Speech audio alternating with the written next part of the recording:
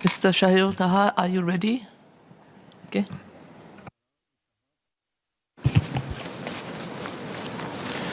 Thank you, Madam Deputy Speaker. Apologies for the technical difficulties faced earlier. Should be okay by now. Madam Deputy Speaker, on 3rd of August 2022, the Straits Times reported that DNA matching helps police hit a 100% success rate in cracking murder cases over the past 8 to 9 years. The ability to extract DNA from the crime scene and run it through the database has greatly improved the odds of the police here in apprehending criminals. There is certainly merit in expanding the database to include eligible crimes. A larger database will exponentially increase the effectiveness of the police force in solving cases, especially when such cases have little leads, such as lack of CCTV footage or eyewitnesses. However, with the ability to collect DNA from more suspects and offenders, how do we ensure the privacy of our citizens is adequately protected? While we acknowledge that an expanded database would prove useful for criminal investigations, we must strike the correct balance between the need to collect and record samples while also protecting the rights and privacy of our citizens. How invasive are we going to be when collecting samples, and what are the procedures set in place to ensure that the collection and storage of samples does not infringe on the rights of our residents? Hence, while I agree with the bill in principle as our law enforcement officers should be given every tool possible to help with investigations, I would also like to raise several clarifications. The first point of clarification is whether this bill would make the collection of DNA compulsory or admissible. In other words, will the police take DNA samples in cases like registrable and eligible offences, or the police can but need not always take a DNA sample? In a case of unlawful stalking, for example, which will be an eligible crime, where the stalker is already known to the victim, would the stalker's DNA still need to be collected at any point of the investigations? How will the DNA sample be extracted then from such an individual?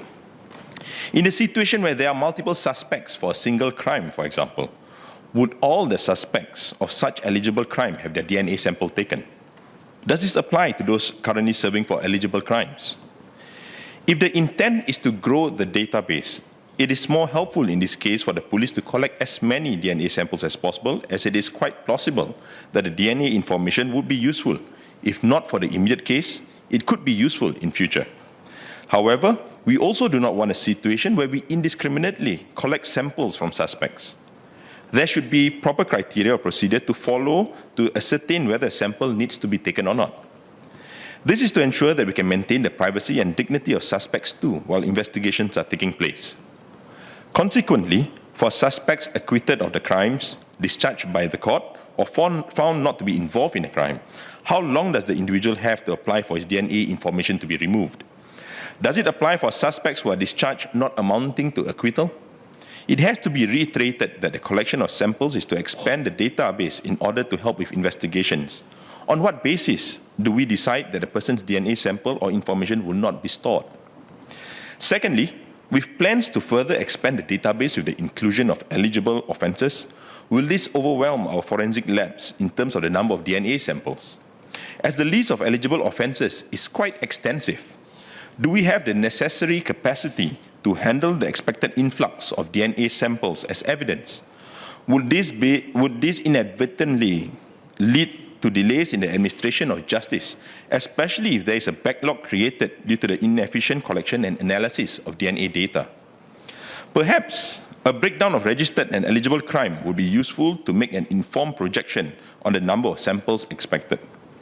Do we have sufficient professionals and trained personnel in the criminal justice system to ensure the optimal use of DNA as evidence to assist victims and solve crimes? It will be counterproductive if the collection of DNA samples as evidence leads to a delay in investigations. Lastly, how do we safeguard the data from being abused?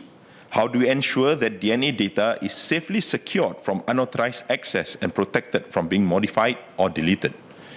This should also extend to data that has been shared with foreign law enforcement agencies. Under what context would it be necessary for a police force to share DNA information with foreign agencies? And how safe would the data be once it has been ported over?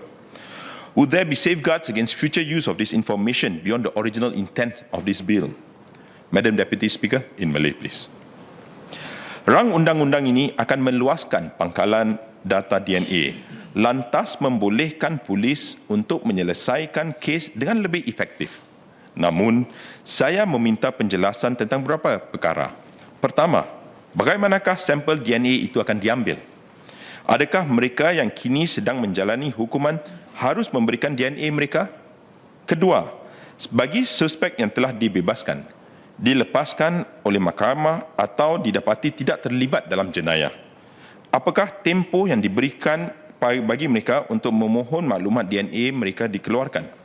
Ketiga, adakah kita mempunyai kapasiti untuk memproses jumlah sampel DNA yang baru akibat rang undang-undang ini? Akhir sekali, bagaimanakah kita dapat melindungi maklumat DNA ini daripada disalahgunakan? Madam Deputy Speaker, notwithstanding the clarifications above, I'm in support of the bill. Thank you.